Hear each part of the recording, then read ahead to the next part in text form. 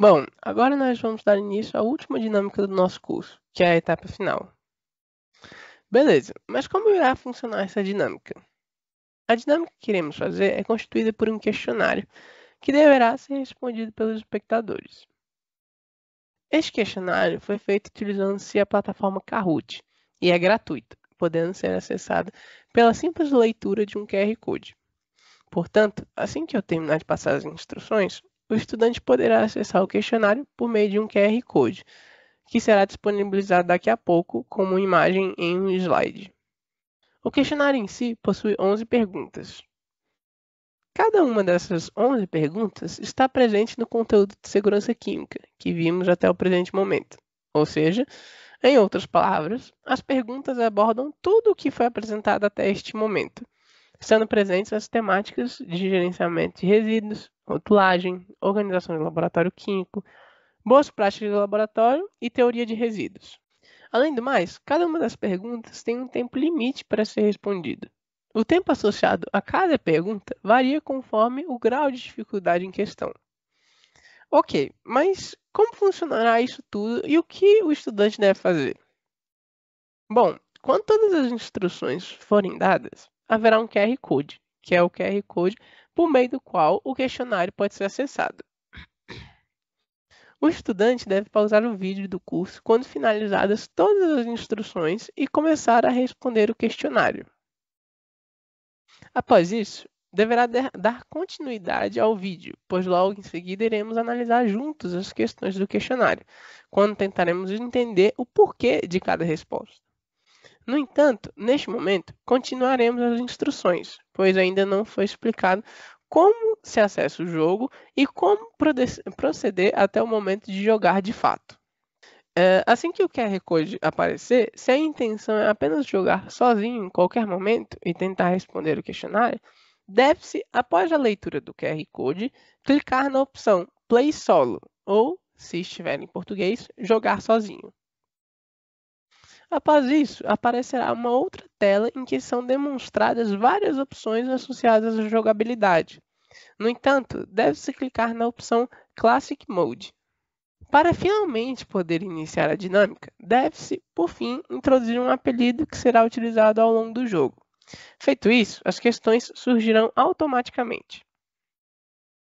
Não obstante, se ao invés de querer jogar sozinho e clicar em Play Solo, o espectador for um docente que queira passar este questionário para os seus respectivos estudantes, então o docente deve clicar em Host a Live, que está em inglês, ou então organizar ao vivo, se estiver em português. Após clicar em Host a Live, aparecerá uma tela com vários modos de jogo, e o docente deverá selecionar aquele que será experienciado pelos seus alunos. Neste estágio, sugere-se a opção do modo clássico. Feito isso, quando tudo estiver pronto, o docente deve clicar em Iniciar. Logo após, aparecerá um código PIN e um QR Code que pode ser ampliado. Os jogadores podem entrar na sala de jogo escaneando o QR Code ou inserindo o código PIN. Após escanear o QR Code, cada jogador deve, assim como no caso em que se joga sozinho, inserir um apelido. Feito isso, o jogador deve aguardar o início do jogo. Como o próprio Kahoot já sugere, seria interessante que a tela em que as questões aparecerão fosse grande e que as pessoas estivessem juntas em uma sala, para que a prática ocorresse ao vivo. Em caso de dúvidas, o próprio site do Kahoot explica a opção Host Live. Muito bem, estudante. Acabaram as instruções. Este é o QR Code. Pode pausar o vídeo e responder ao questionário. Pronto. Agora que você já respondeu o questionário, estudante, vamos à resolução do questionário do Kahoot. Vamos então agora à nossa primeira pergunta. A ficha que fornece todas as informações acerca de um produto químico? A resposta é falso. Na realidade, a ficha de informações de segurança de produtos químicos não concede todas as informações acerca de um produto químico. Quando estávamos estudando o processo de rotulagem, vimos que a FISP visa transmitir ao operador as informações necessárias associadas às propriedades do material, medidas de primeiros socorros, medidas de segurança, periculosidade, etc. No entanto, foi enfatizado, assim como no caso dos rótulos e do diagrama de Rommel, que esses artifícios não conseguem fornecer todas as informações sobre um determinado produto químico, pois só conseguem e devem abarcar o que realmente é necessário e mais importante, levando em consideração seus respectivos objetivos. O objetivo principal dos artifícios é prover as informações mais essenciais e necessárias. Portanto, pode-se compreender que realmente a física não contempla todo o conhecimento vinculado a um determinado produto químico. Muito bem, dito isso, vamos então agora para a segunda pergunta. Como reciclar e reutilizar se diferenciam? Analisaremos primeiro os motivos pelos quais as três alternativas falsas estão erradas. A primeira delas diz que reciclar não exige alteração das propriedades do sistema. Conforme estudamos anteriormente, a reciclagem é um processo em que um resíduo ou material é transformado em insumo, ou, equivalentemente, a situação em que um material é introduzido em um novo ciclo de vida por meio da alteração de alguma de suas propriedades, propriedades físicas, químicas ou biológicas. A transformação do material, isto é, a alteração das propriedades, é algo inevitável. Por conseguinte, esta alternativa está equivocada. A segunda alternativa, logo abaixo, diz: reutilizar transforma o material que se tinha antes em insumo. Fundamentalmente, isso não é verdade, como estudamos. O processo de reutilização implica necessariamente a atribuição de novas funções ao resíduo sem a alteração de suas características físicas, químicas ou biológicas. Não há transformação do resíduo simplesmente porque ele é utilizado para outras finalidades. A última alternativa errada afirma: primeiramente, a reciclagem presume a atribuição de novas funções ao material. Isso também não é verdade, pois a reciclagem não considera a atribuição de novas funções ao mesmo resíduo que se tinha antes. Muito pelo contrário, a reciclagem intenta produzir um novo material, um insumo. Passando agora para a resposta correta. De acordo com o que foi estudado na parte sobre gerenciamento de resíduos, geralmente o processo de reutilização não presume a alteração das propriedades do sistema. Vamos então agora avançar para a terceira pergunta. A terceira pergunta é: a universidade deve assumir responsabilidade pelos resíduos que produz? A resposta é verdadeiro. Bom, nós não discutimos isso muito a fundo, certo? Esta parte, que lida com a ética associada à geração de resíduos, foi deixada como um momento reflexivo para os estudantes e espectadores. No entanto, usualmente os resíduos produzidos nas universidades não recebem atenção da mesma forma que os resultados das pesquisas que por elas são gerados. No entanto, os resíduos que são gerados são sim responsabilidade tanto da universidade quanto das pessoas que estão produzindo. Os resíduos que são produzidos por um indivíduo ou um grupo de pessoas são compromisso dele, do berço até o túmulo. Há realmente uma cultura em que resíduos são produzidos exacerbadamente e que, ao final, sua gestão e disposição final não nos compete. Podemos muito bem observar onde este tipo de cultura nos levou, a um mundo cujo ecossistema pede socorro. Enfim, a mensagem final que se deixa aos espectadores é de esperança. Esperança no sentido de criarmos uma conscientização não apenas dos benefícios dos resultados experimentais, mas, antes, dos malefícios que os resíduos podem gerar. Pois bem, a pergunta 4 fala: resto de comida, vidraria quebrada, soluções restantes de um experimento e pedaços de um ser vivo são, respectivamente. Para responder essa questão, vamos analisar os materiais que possuímos e ver em que grupo de resíduos cada um deles se encaixa. Os restos de comida, seja de refeitório, restaurantes ou de domicílios, não carregam consigo risco biológico, radioativo ou químico. E, além disso, não apresenta risco de perfuração ou corte. Por conseguinte, não pode ser considerado qualquer tipo de resíduo que não os resíduos comuns. As vidrarias quebradas, por sua vez, são exemplos que nós mesmos já consideramos e pertencem à classe dos resíduos perfurocortantes, pois exibem risco de corte ou perfuração. Poderíamos ter dúvida quanto ao caso das soluções restantes de um experimento, pois essas podem ser classificadas diferentemente, de acordo com a composição de cada solução considerada. Não obstante, como nada foi dito em relação à natureza ou composição das soluções, vamos aqui considerar o caso geral, em que são classificadas como resíduos químicos, justamente por manifestarem risco químico. Já os pedaços de um ser vivo, como já é sugestivo, fazem parte da classe dos resíduos biológicos. A única alternativa que contempla corretamente todos os resíduos e suas respectivas classes é realmente a primeira, do canto superior esquerdo, que dizia resíduos comum, perfuro-cortante, químico, biológico, respectivamente. Dito isso, vamos para a quinta pergunta, que é: resíduos diferenciam-se de rejeitos da seguinte forma. Antes de respondermos, necessitamos de recordar que os resíduos possuem ainda algum tipo de utilidade em procedimentos, sem a necessidade de tratamento prévio, ao passo que os rejeitos não podem mais ser aproveitados, pois todas as possibilidades já foram esgotadas. Com base nisso, podemos chegar à conclusão correta. A alternativa que diz: resíduos não possuem mais nenhuma utilidade, ao contrário dos rejeitos, está errada, pois inverte a lógica. São os rejeitos que não possuem mais utilidade. A opção resíduos são materiais primários e rejeitos o que sobram destes está equivocada, pois resíduos não são materiais primários. Os materiais primários são os insumos.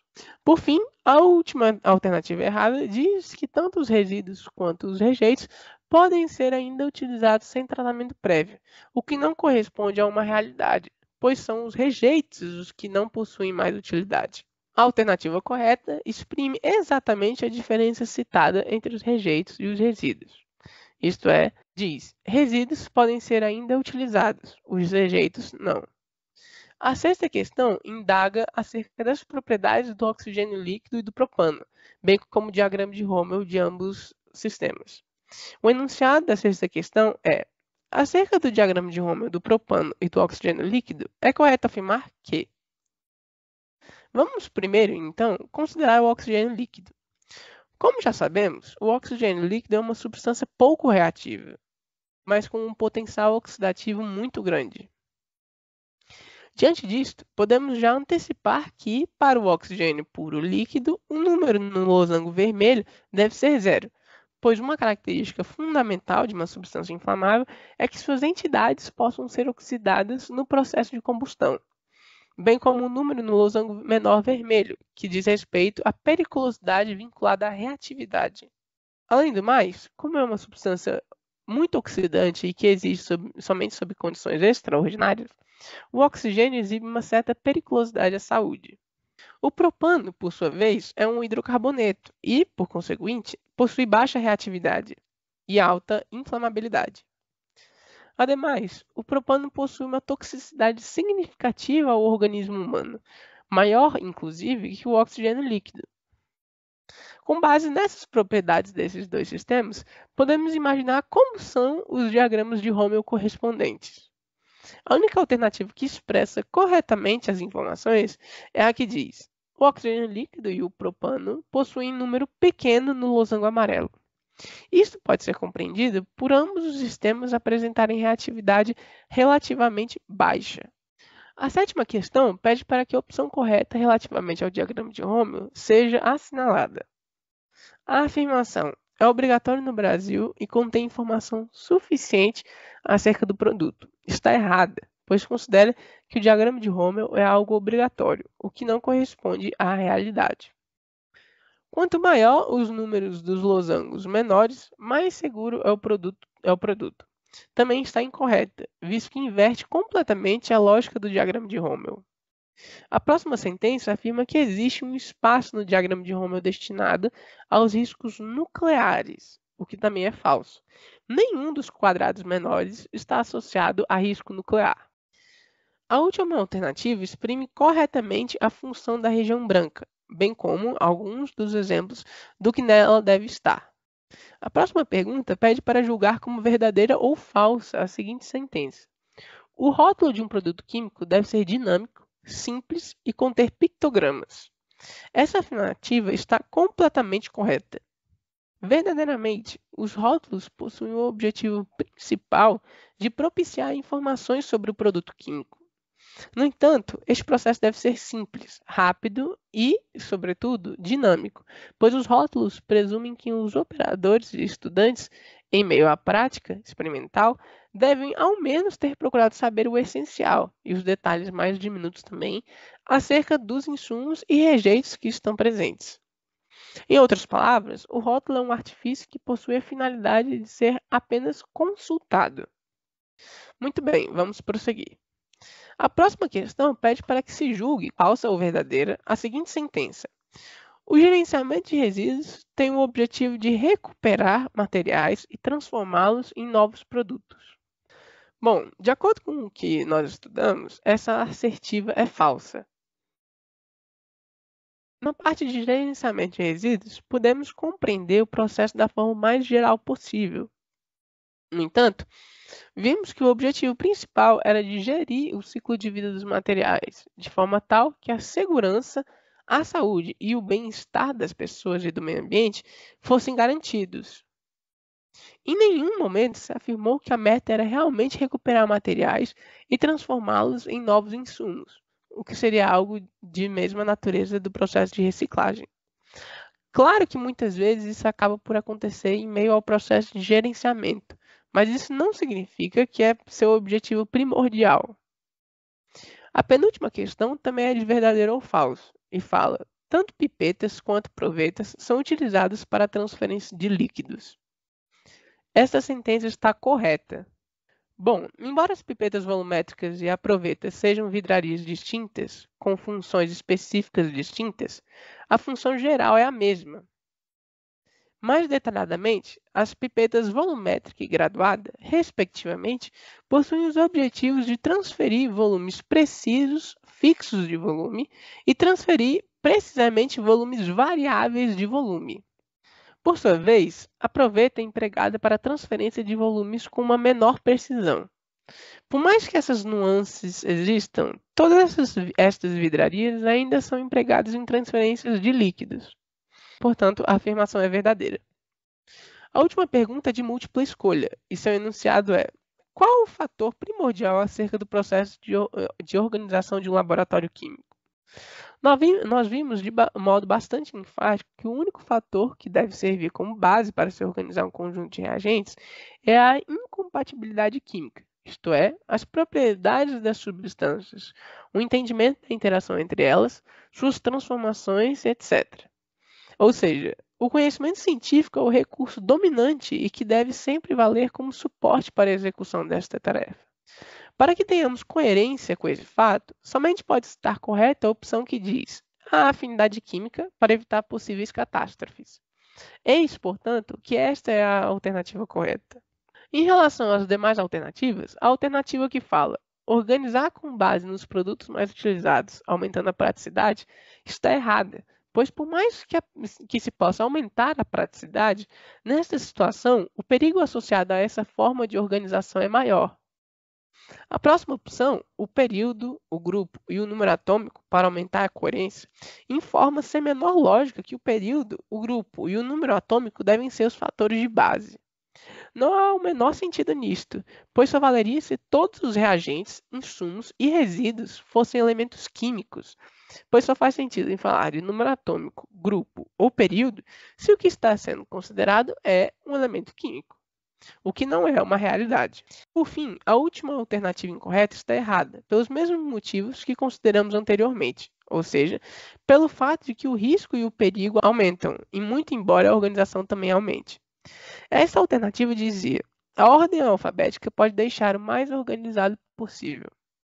Muito bem, acabamos de responder todas as perguntas do questionário de segurança química do Kahoot. Chegamos ao fim do nosso curso. Pelo que vimos até o momento, o que podemos dizer que foi aprendido? De forma bastante resumida, o curso proporcionou noções básicas e introdutórias de segurança química, alguns aspectos sobre laboratórios químicos e as funções de algumas vidrarias e equipamentos, considerações teóricas sobre resíduos e seu respectivo gerenciamento, como a importância, objetivo, impacto e outros.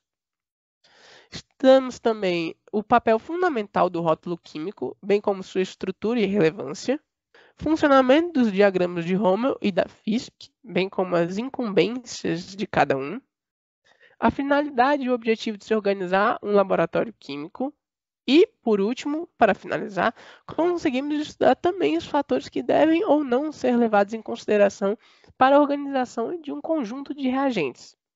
Tudo isso que acabo de citar foi estudado aqui no curso, por mais que alguns assuntos tenham recebido mais atenção do que outros, logicamente. Muito obrigado!